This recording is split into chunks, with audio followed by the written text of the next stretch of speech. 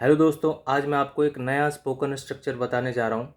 इसी तरह की अगर और वीडियोस देखना चाहते हैं तो आप प्लेलिस्ट में जा कर के देख सकते हैं। तो आइए इसको समझते हैं। तो स्ट्रक्चर है, सबसे पहले आएगा सब्जेक्ट, फिर इज एम आर आएगा, या फिर वॉज वर आएगा, या फिर विल बी आएगा। अगर प्रेजेंट होगा तो इज एम आर आएगा, पास्ट होगा तो वॉज वर आएगा, फ्यूचर होगा तो विल बी आएगा। फिर आएगा बेंट अपॉन, फिर फर्स्ट फॉर्म के साथ आईएनजी आएगा, फिर ऑब्जेक्ट आएगा। अगर हम पहचान की बात करें तो पहचान है तुला है या तुला हुआ है। और पास्ट की बात करें तो तुला था या तुला हुआ था।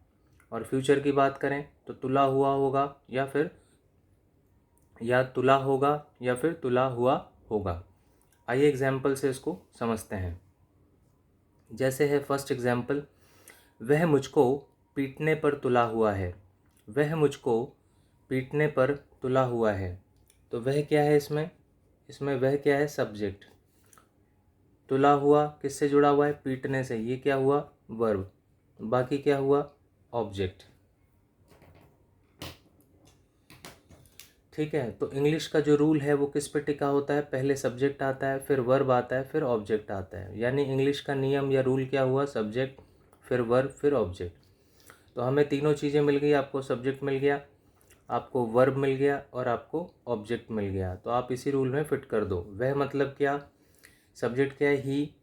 ही के साथ क्या आता है? इज आता है, इज लिख दिया। रूल क्या कह रहा है? Bent upon, bent upon. उसके बाद रूल क्या कह रहा है? फर्स्ट फॉर्म के साथ आईएनजी लगाने के लिए। तो पीटना क्या होता है?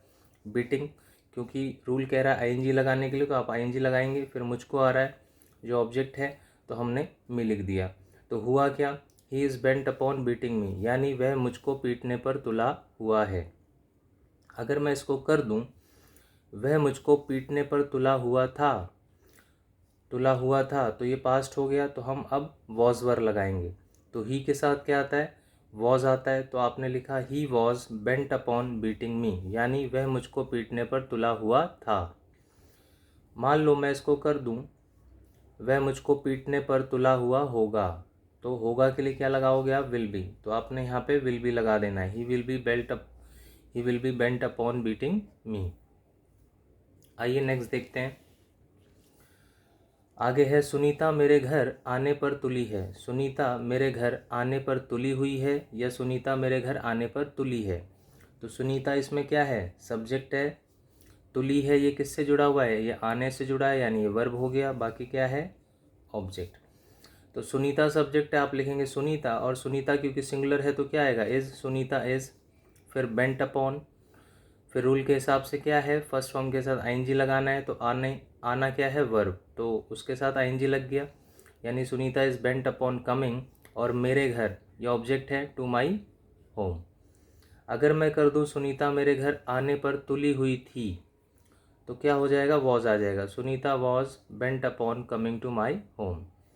मान लो मैं इसको कर दूं सुनीता मेरे घर आने पर तुली हुई होगी, तो विल भी आएगा क्योंकि फ्यूचर है। तो आप लिखेंगे Sunita will be bent upon coming to my home.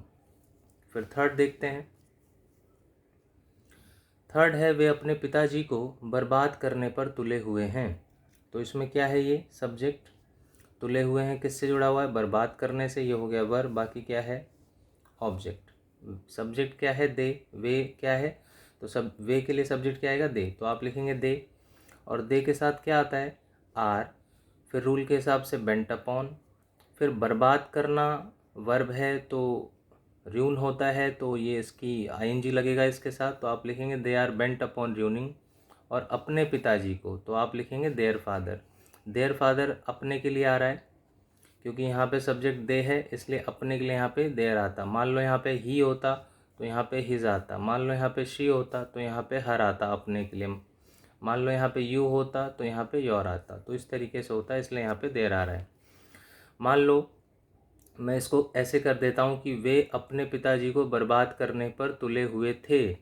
तो थे के लिए क्या आएगा? वर। तो दे के साथ क्या आता है? वर। तो आप लिखेंगे दे वर bent upon ruining their father. अब मान लो मैं कर दूं वे अपने पिताजी को बर्बाद करने पर तुले हुए होंगे, तो क्या हो जाएगा? They will be bent upon ruining their father. ये फ्यूचर हो जाएगा।